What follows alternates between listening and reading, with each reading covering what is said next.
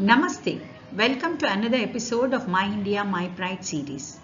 In the last video, we studied about descendant of Solar dynasty Trishanku. Trishanku had a son called Harishchandra. He came to be known as Satya Harishchandra due to his honesty, righteousness and good nature. In the universe, whenever we talk about righteousness, the name of Satya Harishchandra comes up. His name is synonymous with righteousness. Let us learn about him.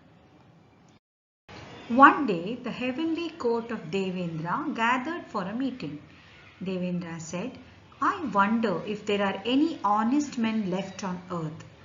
To this, the sage Vashishta said, yes, there is an honest man named Harishchandra, the child of Satyavrata, and he highly praised the king's trustworthiness and respectable character. Vashishta's words irritated sage Vishwamitra, who was always trying to be a greater sage than Vashishta.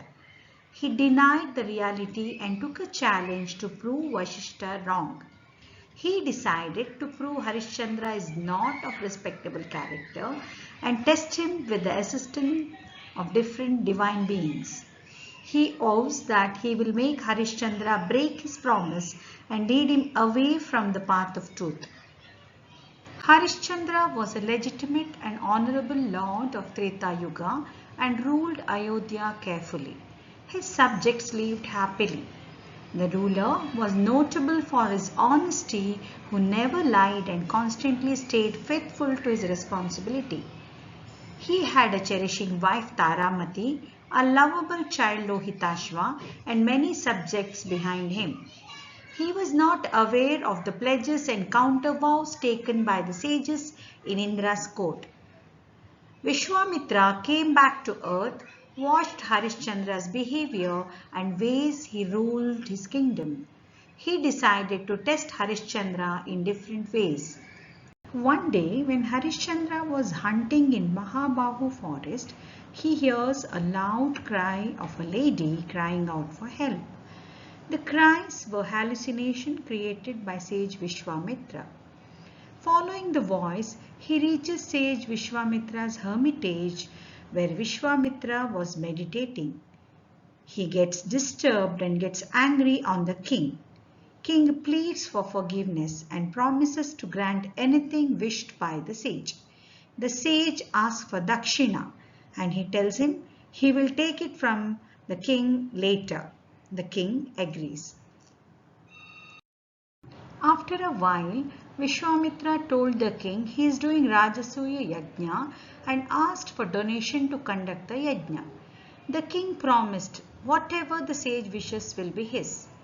The sage asked the king to donate all his belongings except his wife and child. And the king donated all his belongings happily to the sage. After the king donated all his belongings, the sage tells him, now this is my kingdom. What are you doing here?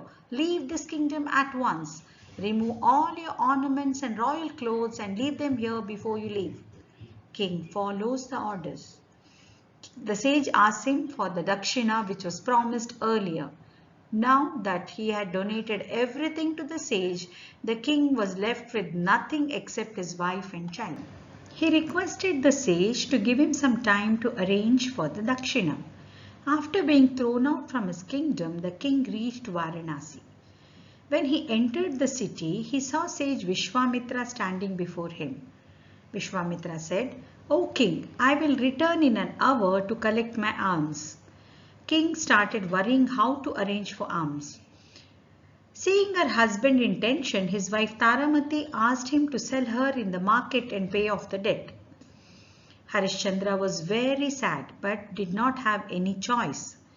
Before he could decide what to do, Vishwamitra came back and asked for alms. He said, O king, you sell your wife to this Brahmin here and pay my alms to me. The Brahmin bought Taramati. Lohitashva, who was a small child, wanted to go with his mother, but the Brahmin pulled him away. Taramati requested the Brahmin to buy her child so that she can serve him better without worrying about the child. The Brahmin agreed and brought the child. The money given by Brahmin was not sufficient to pay the sage, So Harishchandra sold himself.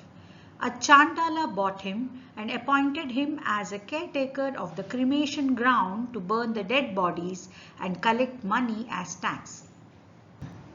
One day a snake bit Lohitashva and he died. Devastated mother carried the body of a child to the cremation ground where Harishchandra was the caretaker. He did not recognize them and demanded for the tax to burn the body. Taramati recognized her husband and told him their son is dead. The king is shocked with grief and fainted. When he regained consciousness, he was very sad, but he decided to follow the righteous path and insisted on collecting the tax. He told his wife to pay the money to burn the body.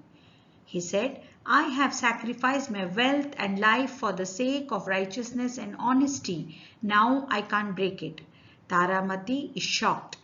At that time, God appeared before him and said, O noble king, I am impressed by your righteousness. You indeed are a noble king. Grief-struck Harishchandra said, O Lord, if I have been righteous and have kept my promises irrespective of all the hurdles, please return my child's life. God blessed him and Lohitashva got his life back. Vishwamitra appeared and he returned king's kingdom and all his wealth to him and blessed him. He told him, Harishchandra, your name will be immortal in the scriptures and you will be known as Satya Harishchandra in this universe. Vishwamitra accepted his defeat and Harishchandra got back his son, wife and kingdom. Thank you for watching. We have used pictures and materials from various websites. We sincerely thank the sources.